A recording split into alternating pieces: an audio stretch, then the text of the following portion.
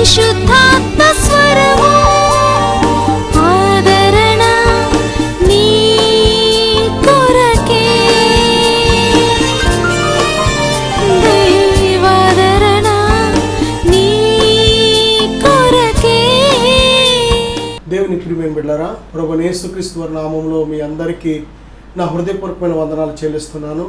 మరి ప్రతిరోజు ఇదే ఛానల్లో ఇదే సమయానికి దేవుని వాక్యాన్ని ఆలకిస్తున్న మీ అందరికీ కూడా నా హృదయపూర్వకమైన వందనాలు చెల్లిస్తున్నాను. దేవుని బిడ్డలారా, అలాగే ఈ సమయాన్ని దయచేసిన దేవునికి కూడా ఎనలేని స్తుతులు కలుగునుగా కానీ చెల్లిస్తున్నాను.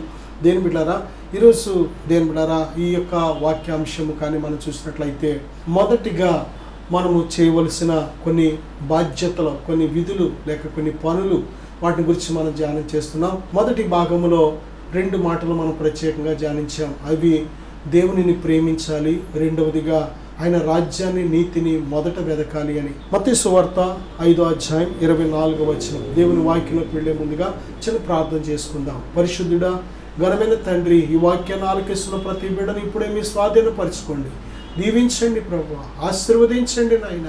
ఓ ప్రభువా, మీ గొప్ప కృపను కుమ్మరించయ్యా, మేలుతో నింపండి ప్రభువా, వినే చెవి, గ్రహించే హృదయం దయచే నాయన. యేసుక్రీస్తు నామములో ప్రార్థిస్తున్నాను తండ్రి, ఆమేన్. ప్రియబిడ్డలారా, ఈ యొక్క 2వ భాగంలో మొదటిగా మనం చేయవలసిన కొన్ని ప్రత్యేకమైన బాధ్యతలు, మొదటిగా మనం చేయవలసిన కొన్ని పనుల గురించి మనం ధ్యానం చేయబోతున్నాం. ప్రియబిడ్డలారా, ఇందులో మత్తయి సువార్త 5:24 వచనం మనం చూసినట్లయితే, నీ సహోదరునితో సమాధాన పడుము, అటు తరువాత నీ అర్పణ అర్పించుము అనే మాట మనం చూస్తున్నాం. నిజమే దేవుని బిడ్డలారా, ఒకవేళ నీ సహోదరుడు నీ మీద విరోధం ఏదైనా నీ సహోదరుని కలిగినట్లయితే, చూడండి, ఇక్కడ నీ సహోదరుని మీద నీకు విరోధం కలిగినట్లయితే కాదు, నీ మీద నీ సహోదరునికి ఏదైనా విరోధం కలిగినట్లయితే, దేవుని బిడ్డలారా, నిన్ను ఎవరైతే నిన్ను గురించి విరోధ భావం కలిగి ఉన్నారో వారితో సమాధానంగా ఉండమని దేవుడు చెప్తున్నాడు. సమాధానానికి కర్త దేవుడు, సమాధానానికి కర్త కానీ అల్లరికి కర్త కాదు. దేవుని బిడ్డలారా, మన ఆత్మీయ జీవితంలో మనం వర్ధిల్లాలి అంటే, దేవునితో మన సహవాసం ఆరోగ్యంగా ఉండాలి అంటే, దేవుని బిడ్డలారా, దేవుని ఆత్మ చేత మనము బలమైన పాత్రగా వాడబడాలి అంటే, ప్రాముఖ్యంగా కూడా మనం నేర్చుకోవాల్సిన పాఠం ఏంటంటే, మనం అందరితో సమాధానము కలిగి ఉండడం. నిజమే, ఇది సాధ్యమంటారా? కాదు. కానీ నీ మట్టుకు నువ్వు సమాధానంగా ఉండాలి. అవతల వ్యక్తి సమాధానంగా ఉండడానికి ఇష్టపడ్డా సమాధానంగా ఉంటారా ఉండరా అది వాళ్ళ ఇష్టం. కానీ నువ్వు మాత్రం వారితో సమాధానకరంగానే నీ యొక్క జీవితాన్ని కొనసాగించాలి. దేని బిడ్డలారా, ప్రాముఖ్యంగా మన రక్త సంబంధులతో, సహోదరులతో, దేని బిడ్డలారా, మన ఇంటి వారితో మనం సమాధానంగా ఉండాలి. దేవునితో సమాధానం ఉండేవాడు మనుషులతోనూ సమాధానంగా ఉంటాడు. దేవునితో సమాధానంగా ఉండేవాడు, దేని బిడ్డలారా, ప్రతి చోట సమాధానం ఉండగలుగుతాడు. దేవునితో సమాధానంగా ఒక వ్యక్తి ఎప్పుడు ఉండగలుగుతాడంటే మనుషులతో సమాధానంగా ఉన్నప్పుడే. నువ్వు మనుషులతో సమాధానంగా లేకుండా నేను దేవునితో చాలా సమాధానంగా ఉన్నానని అనుకున్నట్లయితే మనల్ని మనం మోసపరుచుకుంటున్నాం. మన సహోదరులను మనం ప్రేమించలేనప్పుడు, దేని బిడ్డలారా, మనకు అచ్చిన వారిని మనం క్షమించలేనప్పుడు, మన విరోధులను మనం క్షమించలేనప్పుడు దేవుడు మనల్ని ఎలా క్షమిస్తాడు? దేవుని యొక్క క్షమాపణ పుష్కలంగా మనకు కలగాలి అంటే, దేని బిడ్డలారా, మనము మన సహోదరులను క్షమించే వారికి ఉండాలి. మన ఆత్మీయ జీవితంలో ప్రాముఖ్యంగా దేవునితో మనకున్న సహవాసం ఎటువంటి ఆటంకాలు లేకుండా మనం చేసే ప్రార్థన శక్తివంతంగా, జవాబు తీసుకొచ్చే ప్రార్థనగా, అద్భుతాలు జరిగించే ప్రార్థనగా ఉండాలి అంటే మొదటిగా దేవునితో సమాధానంగా ఉండాలి. దేవునితో సమాధానంగా ఉండేవాడు మనుషులతోనూ సమాధానంగా ఉంటాడు. దేవునిటారా, అందుకే క్షమించే స్వభావం అనేది పుష్కలంగా మనకు ఉండాలి. ప్రభువైన యేసుక్రీస్తు వారు ఆయన 3.5 సంవత్సరాలు ఇస్కరియోతు యోధానే క్షమిస్తూనే ఉన్నారు. అవకాశం ఇచ్చారు, మారతాడని. ఆయన వాక్యం ప్రక్కన చెబుతూ మారతాడని అవకాశం ఇచ్చారు. ఆయనకు తెలుసు ఆయనతో పాటు ఉన్న ఇస్కరియోతు యోధా దొంగతనం చేస్తున్నాడని, దేని బిడ్డలారా, సంచిలో ఉన్న ధనాన్ని దొంగిలిస్తూ వచ్చాడనే విషయం ప్రభువుకు తెలుసు. కానీ ఎందుకు ఆయన ఆ యొక్క శిష్యుల గుంపులోంచి ఎందుకు బయటకు పంపించలేదు అంటే, ఆయన ప్రేమించే మనసు, క్షమించే మనసు, తను మనస్ఫూర్తిగా క్షమాపణ ఎప్పుడు అడుగుతాడా, ఎప్పుడు మారు మనసు పొందుతాడని ప్రభు ఎదురు చూస్తూనే ఉన్నారు. ఏమాత్రము తన యొద్దకు వచ్చి వారిని తృణీకరించే దేవుడు కాదు ఆయన. నా సహోదరుడా, సహోదరి, దేవునితో కలిసి మనము హానోకులాగా సహవాసం చేయాలి అంటే, దేవునితో సహవాసం క్షేమకరంగా ఉండాలి అంటే, అది మనకు ఆశీర్వాదాలు తెచ్చిపెట్టే సహవాసం ఉండాలి అంటే, మన ఆత్మీయ జీవితంలో మనం వర్ధిల్లడానికి ఉపయోగపడే సహవాసం ఉండాలి అంటే తప్పనిసరిగా మనము క్షమించే మనసును ధరించుకోవాలి. నా సహోదరుడా, మన రక్త సముద్రులను లేక మన యొక్క బంధువులను లేక మన ఇరుగు పొరుగు వారిని ఎంతవరకు మనం క్షమించగలుగుతున్నాం? ఎంతవరకు భార్య భర్తను క్షమించగలుగుతుంది? ఎంతవరకు భర్త భార్యను క్షమించగలుగుతున్నాడు? ఎంతవరకు అత్త కోడలను క్షమించగలుగుతుంది? ఎంతవరకు కోడలు అత్తను క్షమించగలుగుతుంది? దేని బిడ్డలారా, మనము ఈ క్షమించే స్వభావం కలిగినప్పుడే దేవుని ప్రేమను కూడా మనం పుష్కలంగా కలిగి ఉండగలం. దేవుని ఆత్మ చేత దేవుని ప్రేమ మన హృదయాల్లో కుమ్మరించబడుతుంది. దేని బిడ్డలారా, ఆ ప్రేమ కొంచెమే కుమ్మరించబడడానికి కారణం ఏంటంటే, మన హృదయంలో మనుషుల మీద ఉన్న కక్ష, మనుషుల మీద క్షమించలేని స్వభావం, మనుషుల మీద క్షమించలేని స్వభావం, మనుషులను క్షమించలేని స్వభావం ఎప్పుడైతే మన హృదయంలో ఉంటుందో, దేవుని ప్రేమ మన హృదయాల్లో కుమ్మరించబడలేదు. దేవుని బిడ్డలారా, క్షమించుటకు కావలసిన శక్తిని దేవుడు దయచేసే దేవుడు. నిజమే ప్రభువా, నా పాపాలు ఎలాగైతే క్షమించావో నేను కూడా వీరిని క్షమిస్తున్నానని సంపూర్ణంగా క్షమించగలుగుతావు. కానీ ఎప్పుడైతే నువ్వు క్షమించలేవో, నీకు అచ్చిన వారిని, నీ శత్రువులైన వారిని నువ్వు క్షమించలేవో, దేవుని ప్రేమ నీలోకి ప్రవహించడానికి నీ హృదయంలో ఆ క్షమించలేని స్వభావం అనేది ఒక అడ్డుబండగా మారిపోతూ ఉంటుంది. నా సహోదరుడా, నా సహోదరి, దేవుని ప్రేమను పుష్కలంగా అనుభవించగలుగుతున్నావా? దేవుని ప్రేమ నీ కుటుంబానికి పంచగలుగుతున్నావా? నీవు ఈ యొక్క సమాజంలో ఒక మాదిరికరమైన కుటుంబముగా, ఒక జంటగా, ఒక మాదిరికరమైన ఒక భర్తగా, మాదిరికరమైన ఒక భార్యగా నువ్వు ఉండగలుగుతున్నావా? మాదిరికరమైన ఒక అత్తగా, మాదిరికరమైన ఒక కోడలుగా, ప్రేమను పంచే బిడ్డగా ఉండగలుగుతున్నామా? మనము మన సహోదరులను ప్రేమించలేనప్పుడు, క్షమించలేనప్పుడు మన పరలోకపు తండ్రి కూడా మనం క్షమించడు. మన సహోదరులను ఎప్పుడైతే మనం మనస్ఫూర్తిగా క్షమిస్తామో అప్పుడే దేవుడు కూడా మనల్ని క్షమిస్తూ ఉంటాడు. నా సహోదరుడా, నా సహోదరి, బైబిల్ చెప్తుంది, నువ్వు కొలిచే కొలత చొప్పుననే నీకు కొలవబడుతుంది. దేని బిడ్డలారా, మీరు మనుషులను ఎలాగ క్షమిస్తారో పరలోకమందున మీ తండ్రి కూడా ఆ విధంగానే మిమ్మల్ని క్షమిస్తాడని ప్రభు స్పష్టంగా చెప్తున్నారు. కనుక అంతేకాదు, సిలువలో ఆయనను మేకులు కుట్టిన వారిని, ముళ్ళ కిరీటం పెట్టిన వారిని, ఉమ్ములు ఊసిన వారిని, పిడిగుద్దులు గుద్దిన వారిని, అపహాస్యం చేసిన వారిని, దేని బిడ్డలారా, ఆయన ప్రాణం తీస్తున్న వారిని సైతం తండ్రి వీరేమి చేయుచున్నారో వీరెరుగరు, వీరిని క్షమించమని ప్రార్థన చేశారు. ఎంత గొప్ప క్షమించే స్వభావం! యేసుక్రీస్తు ప్రభువారు మనకు మాదిరి. ఆయనే మనకు ఒక మాదిరి. ఆయనను అనుసరించి జీవిస్తున్న మనము నేర్చుకోవాల్సిన ఒక పాఠము ఏ నరుడి నుంచి కూడా నేర్చుకోవాలి. ఇటువంటి పాఠం ఏ నరులు కూడా మనకు ఇటువంటి పాఠాలు నేర్పలేరు. మన ప్రభుని యేసుక్రీస్తు వారు మనకు ఒక మాదిరిగా చూపిస్తున్నారు. ఏంటో తెలుసా? ఆయనను ప్రాణం తీస్తున్న వారిని తండ్రి వీరు ఏమి చేయుచున్నారో వీరు ఎరుగరు కనుక వీరిని క్షమించమనే ఎంత గొప్ప శక్తివంతమైన స్వభావం!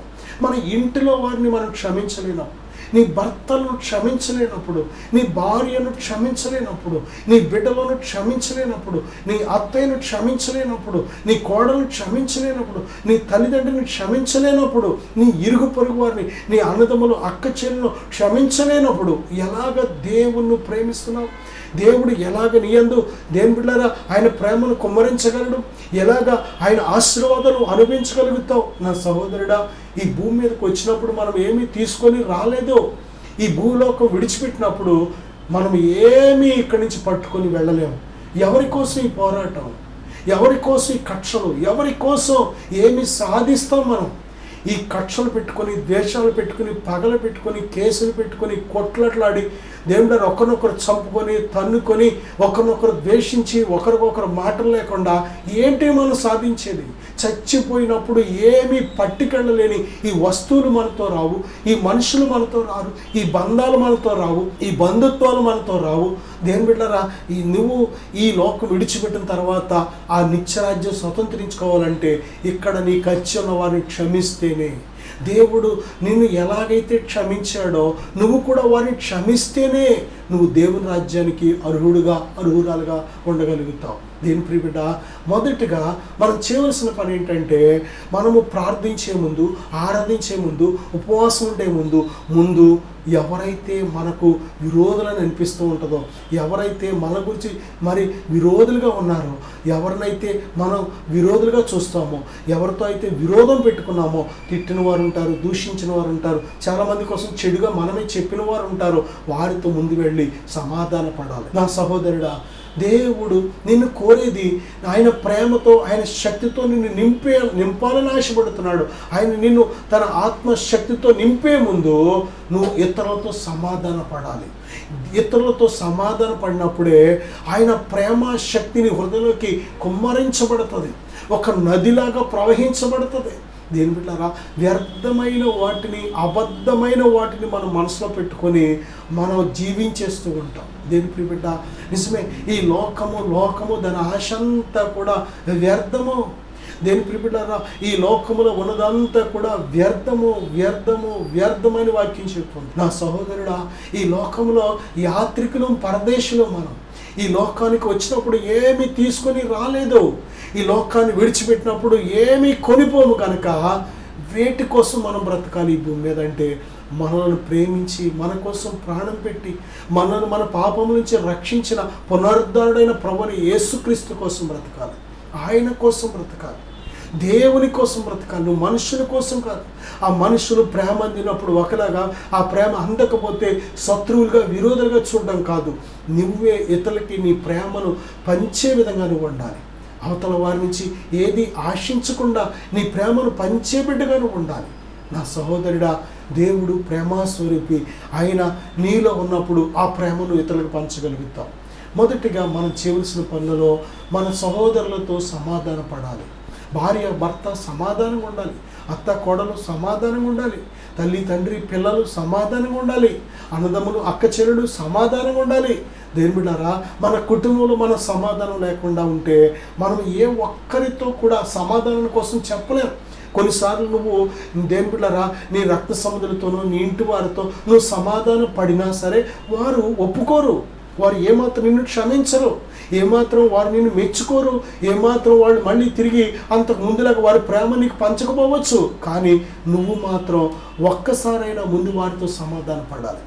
వారితో సమాధానకరంగానే ఆ బంధాన్ని కొనసాగించాలి, లేక సమాధానకరంగానే ముగించుకోవాలి. కానీ గొడవలతోనూ, అనుమానాలతోనూ, కక్షలతోనూ, పగలతోనూ, దేని బిడ్డారా కొట్లాట్లతోనూ, కేసులతోనూ ఆ బంధాన్ని ఎండింగ్ చేసుకున్నావంటే రేపొద్దున తర్వాత నువ్వు ఇంకొక బంధాన్ని ఇంకొకళ్ళు ప్రేమించినా సరే అది కూడా ఎంతోసేపు ఉండదు. దేని ప్రియబిడ్డ, నీకు అయిన వారితోనే నువ్వు ప్రేమను పంచలేకపోతే, క్షమించలేకపోతే, వేరే వారిని మనం ఎంత ప్రేమించినా వారితో బంధం అస్సలు ఎంతోసేపు ఉండదు.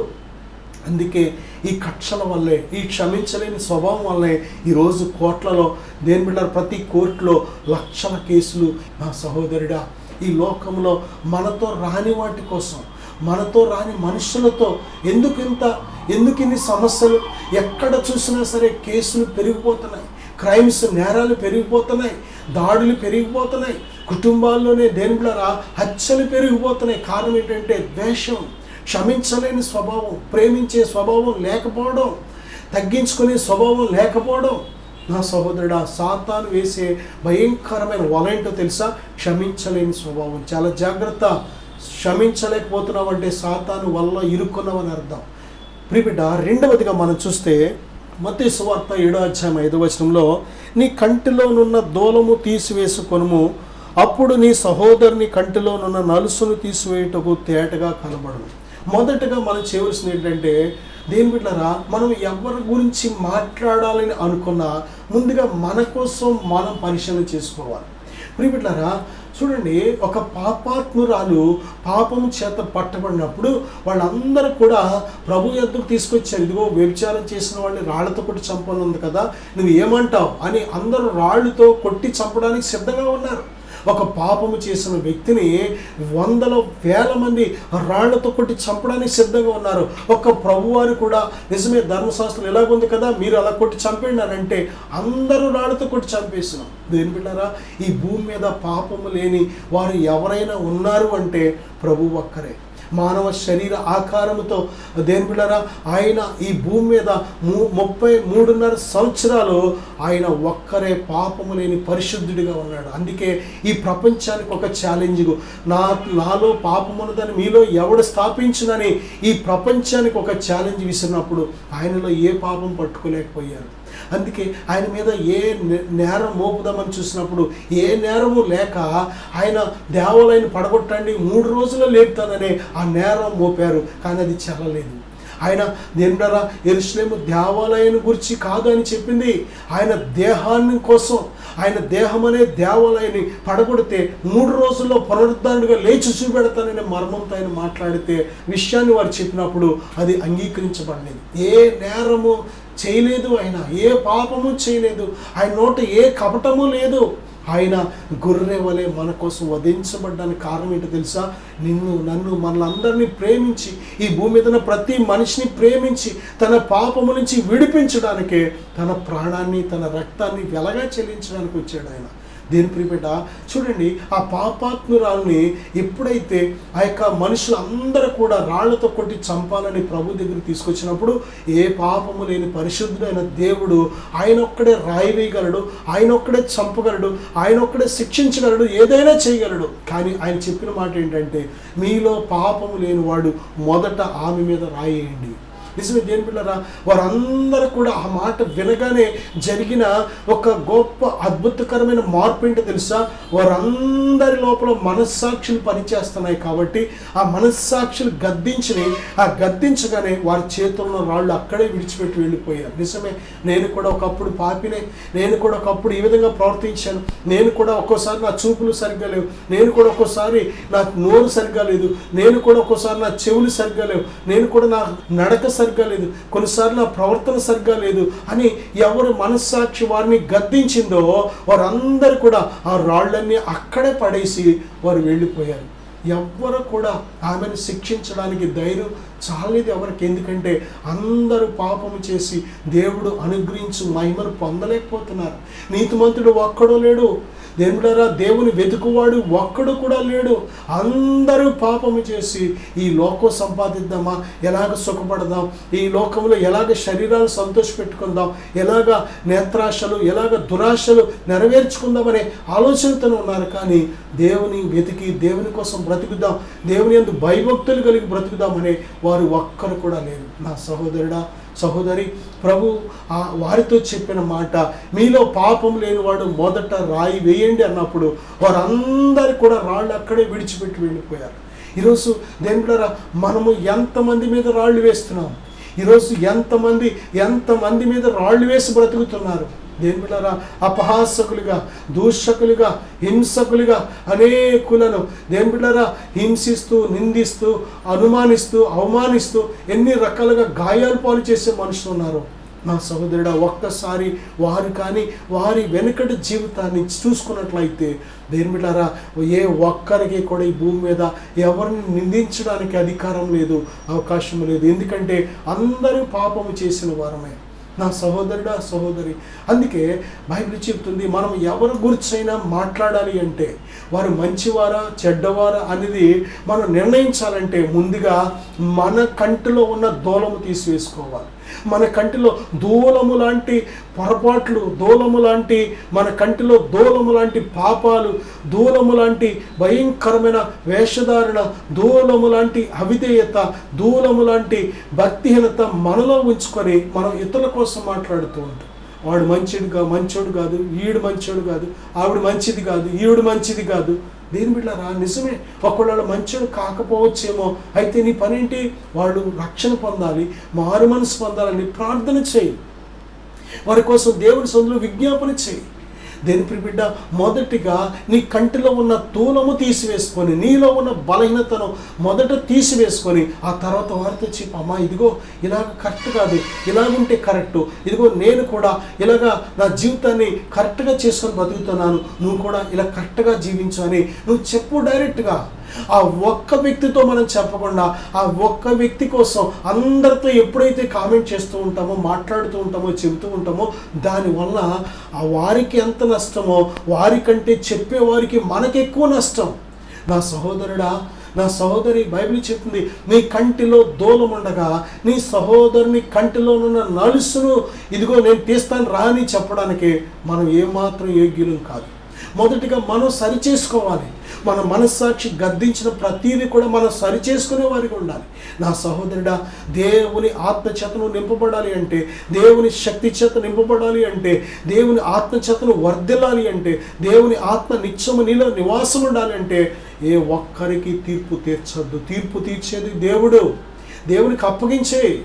దేవునికి ఎవరి క్రియలను బట్టి తీర్పు తీర్చే, దేవునికి అప్పగించే. ఎవరి క్రియలను బట్టి వారికి జీతం ఇచ్చే దేవుడు, ఎవరి క్రియలను బట్టి వారికి ప్రతిఫలం ఇచ్చే దేవుడు, ఎవరి క్రియలను బట్టి వారికి తగిన దేవుని బిడ్డలారా తగిన మూల్యం చెల్లించే దేవుడు ఆయన. నా సహోదరుడా, సహోదరి, అందరి క్రియలకు తగిన ఒక ప్రతిఫలం ఇచ్చే ఒక ఆయన ఉన్నాడు. ఎవరి క్రియలను బట్టి వారికి ప్రతిఫలం ఇచ్చే ఒక న్యాయాధిపతి ఉన్నాడు కనుక ఆ పని దేవునిది. దేవుడు చేసే పని మనం చేయడం కాదు. మనం చేయవలసిన పని వారు రక్షించబడినట్లు ప్రార్థన చేయడం, వారికి నీ ప్రేమను పంచడం, దేవుని నుంచి వారు క్షమాపణ పొందుకునేలాగా నువ్వు వారికి సువార్తను అందించడం. దేని ప్రియబిడ్డ, నా సహోదరుడా, సహోదరి, మనం మన సహోదరులను సంపాదించుకోవాలి కానీ పోగొట్టుకోకూడదు. మన రక్షణలను సంపాదించుకోవాలి కానీ పోగొట్టుకోకూడదు. నా సహోదరుడా, సహోదరి, ఇదే అనుకూలమైన సమయం, ఇదే రక్షణ దినం. నేను మీకోసం చిన్న ప్రార్థన చేయాలని ఆశపడుతున్నాను. దేని ప్రియబిడ్డ, విశ్వాసంతో ప్రార్థన ఏకీవిద్దాం. తండ్రి, మొదట మేమేమి చెయ్యాలో మొదటిగా నాయన అయ్యా మా సహోదరులతో సమాధాన పడమంటున్నాం. మొదటగా మా కంటిలోనున్న దూలము తీసివేసుకొని నాయన ఇదిగో మమ్మలను సిద్ధపడమంటున్నాం ప్రభువా. ఇదిగో సమస్త నాయన మనుషులకు వారి వారి క్రియలను బట్టి ప్రతిఫలం ఇచ్చే దేవుడు మీరు నాయన. మీ యందు విశ్వాసం ఉంచి విశ్వాసముతో మేము బ్రతుకుటకు సహాయం దయచేయండి. హృదయాన్ని అంతరంగాన్ని పరిశీలిస్తున్న నీతి కలిగిన దేవుడు ప్రభువా, మీ దృష్టిలో మేము ఎలాగున్నాం ప్రభువా. మేము చెప్పడం నాయన ఇదిగో వారి కోసం వీరి కోసం మాట్లాడడం అది కాదు, కానీ నాయన మీ దృష్టిలో మేము ఎలాగున్నాం, ఎంత తగ్గింపు కలిగి ఉన్నాం ప్రభా, ఎంతగా ప్రభా ఇతరులకి దీవెనకరంగా, రక్షణకరంగా, ఆశీర్వాదకరంగా ఎంతవరకు ఉన్నాం ప్రభా. ఇతరుల వలె, లోకస్తుల వలె మేము కూడా నాయన అపహసించేవారిగా, అపహాస్యం చేసేవారిగా ఉన్నామా నాయన. వారి కోసం వీరి కోసం వ్యర్థమైన కామెంట్లు చేసేవారిగా ఉన్నామా. దయతో క్షమించండి ప్రభా. నాయన మా నోటికి వచ్చినట్లు ఒకళ్ళు మాట్లాడి నాయన మా నష్టానికి, నాశనానికి మేమే కారకులు అవుతున్నామేమో ప్రభా. మా నోటి వల్లే మాకు నష్టం తెచ్చుకుంటున్నామేమో ప్రభా. నాయన వారి కోసం వీరి కోసం నాయన దుర్భాషలాడుతున్నాం, కానీ ఒక్కొక్కసారి మా జీవితాన్ని మేము పరిశీలన చేసుకోలేకపోతున్నామేమో ప్రభువా. ఇదిగో ఎవరికి వారం పరిశీలన చేసుకునేవారిగా, మీ సన్నిధిలో సరి చేసుకునేవారిగా సహాయం దయచేయండి. ఈ ప్రార్థనలు ఏకీవిస్తున్న ప్రతి బిడ్డను ఇప్పుడే దర్శించండి నాయన. నాయన మీ ఆత్మ సహాయం బిడ్డలకు దయచేయండి. సమాధాన పడేవారిగా, క్షమించేవారిగా ఇప్పుడే మీ పరిశుద్ధాత్మ శక్తితో నింపండి ప్రభువా. నీ బిడ్డల హృదయాలను సంపూర్ణమైన నెమ్మది, సమాధానంతో నింపమని యేసు నామములో ప్రార్థిస్తున్నాను తండ్రి. ఆమేన్. God bless you. దయచేసి ఇద్దరు ఆడవాళ్ళు ఉండండి, ఇద్దరు మామూలు ఉండండి, కట్టుకునే వాళ్ళు అంతే. Thank you Jesus.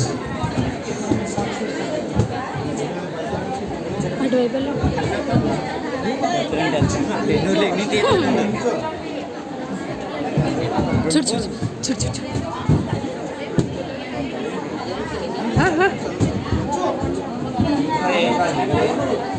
ఎవరు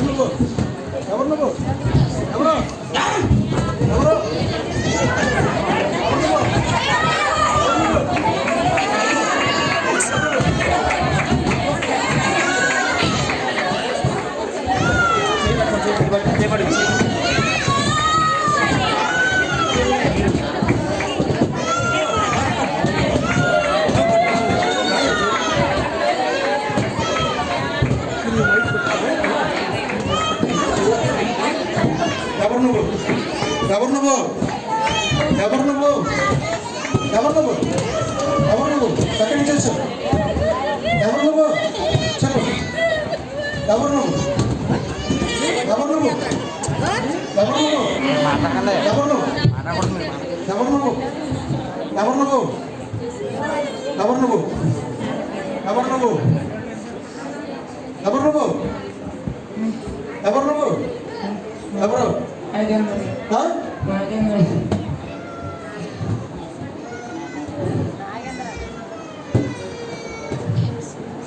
నువ్వు నడిపించాడా? ఏముందా ఇంకా నీలో?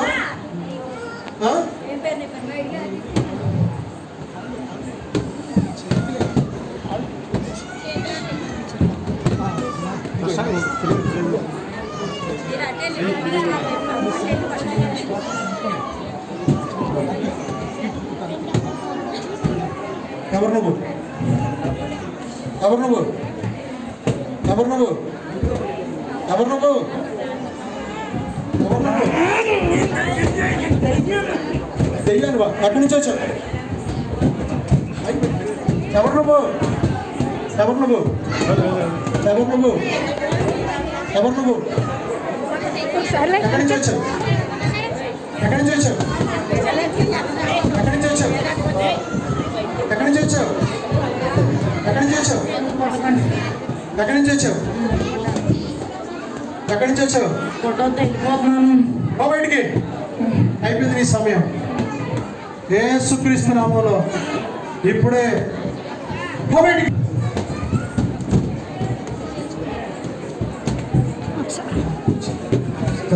వందనాలు చెప్పేసరికి హల్లెలూయా. ఎన్నో సంవత్సరాల నుంచి త్రాగుడికి భారం చేసేసింది, కుటుంబాన్ని ఏడిపించింది దెయ్యం. ఈరోజుతో దేవుడు నీకు విడుదల ఇచ్చాడు. Thank you lord. వందనాలు చెప్పేసరికి వందనాలు చెప్పా. హల్లెలూయా హల్లెలూయా.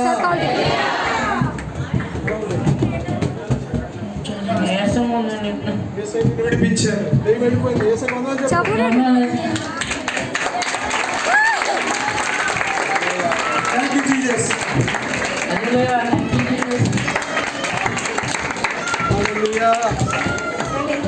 హల్లెలూయా. నా పేరు నాగేంద్ర.